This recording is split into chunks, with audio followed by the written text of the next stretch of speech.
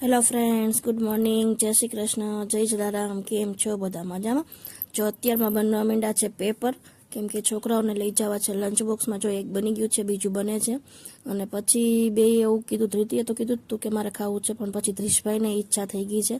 તો જો બંને બેસી ગયા છે ચા અને પેપર લઈને. મારું પાણી બી થઈ ગયું છે. ધૃતિબેન જો ભાઈને થોડી ઘણી હેલ્પ બી કરે. આજે ઉઠ્યા હતા લેટ આપણે 8:30 વાગે, એટલે કાંઈ વિડીયો બનાવ્યો નથી, પણ 9 વાગે ત્યાં ટિફિન રેડી થઈ ગયું છે. હમણાં પ્રશાંત ટિફિન ભરે એટલે હું તમને બતાવું. અને પ્રશાંત જો આવી ગયો છે ફ્રેશ થઈને નાસ્તો કરવા. નાસ્તામાં શું છે પ્રશાંત? નાસ્તામાં છે ઢોસા અને રોટલી. પેપર, ઢોસા નહીં અને રોટલી. ગાંઠિયાને એવું કંઈ જોઈએ છે આપી દઉં? નથી ખાવું કંઈ? પેપર ખાઈશ તું? તો રોટલી નાની છે આજ તો, ખાઈશ કે બીજું કંઈ આપું? સારું, ચલો નાસ્તો કરી લઈએ આપણે અત્યારમાં. આ છે આપણા પેપર.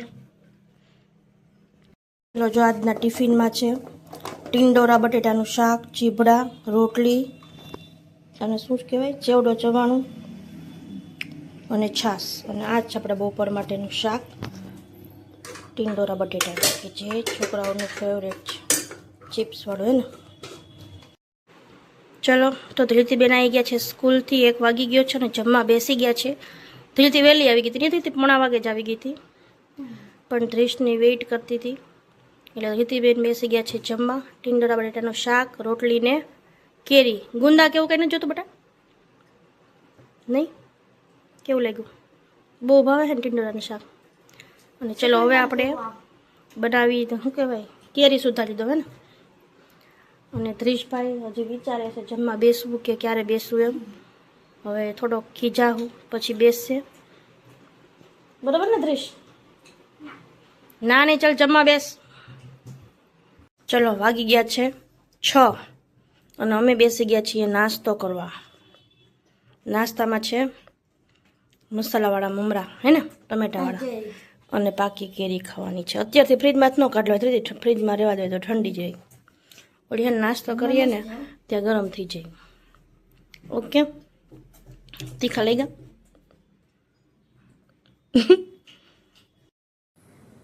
જો ધૃતિબેન પહોંચી ગયા છે ગાર્ડનમાં. ડેઈલી સાંજે બે છોકરાઓ જાય જ છે ગાર્ડનમાં, પણ આ ક્લિપ આઈ થિંક 2-3 દિવસ પહેલાંની છે, પણ હું એડ કરતાં ભૂલી ગઈ હતી એટલે મેં આજે એડ કરી છે.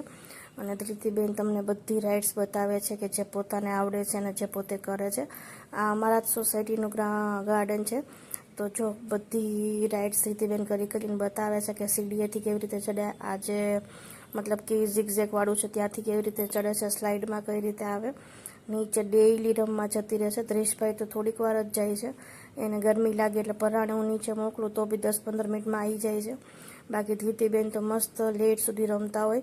જ્યાં સુધી એને બોલાવો નહીં ત્યાં સુધી એ રમ્યા જ કરતી હોય છે. રાત્રે 9-9:30 સુધી એને રમવા દો તો 9 વાગ્યા સુધી બી એ રમતી હોય. રસોઈ રેડી થાય પછી એને અવાજ કરીએ યા તો પ્રશાંત એને ઉપર લઈને આવે ત્યારે બેન ઉપર આવે છે.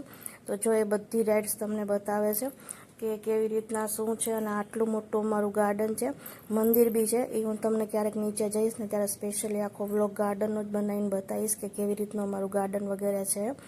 પણ જો ધૃતિબેન મસ્ત એન્જોય કરે છે ગાર્ડનમાં. અને હવે જે ઝૂલો છે ત્યાં બેન ઝૂલવા જતા રહ્યા છે. અને વિડીયો પ્રશાંત ઉતારે છે, એ નીચે ગયો તો. જો હું ગઈ હોત તો હું તમને આખું બતાવત, કેમ કે ડેઈલી પ્રશાંત બી નીચે જાય છે, એટલે છોકરાઓનું ધ્યાન બી રહે. અને ચલો, પડી ગયો મેં કીધું. જો આપણે ગલકાનું શાક વઘારી દીધું છે, એમાં તેલ મૂકી લસણની ચટણી, હિંગ, હળદર ચટણી નાખી દીધા છે. અને આપણે પ્રશાંત માટે બનાવ્યું છે ગલકાનું શાક. જો મસ્ત લસણની ચટણી વાળું જોરદાર. પ્રશાંતને હું કહું છું કે બટકે ખા, એકવાર ચાક, જે મજા આવે ને બટકે ખાવાની, પણ માનતો જ નથી. તો તમે કહેજો ગાઈસ કે પ્રશાંત રોટલો બટકે ખવાય, ચોળીને જ ન ખવાય. અને જો આપણો રોટલો બની ગયો મસ્ત ફૂલીને દડો. આપણે રોટલો ભલે થોડોક નાનો બને છે પણ મસ્તીનો બને છે.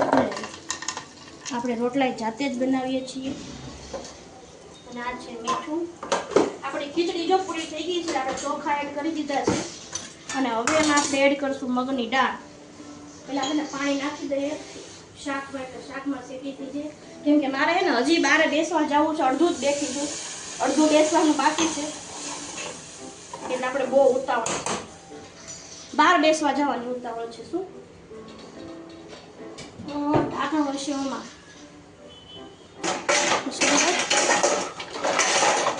જો આપણે શાક વઘારી દીધું છે અને હવે આપણે એમાં ખીચડી ભેળવવાની છે.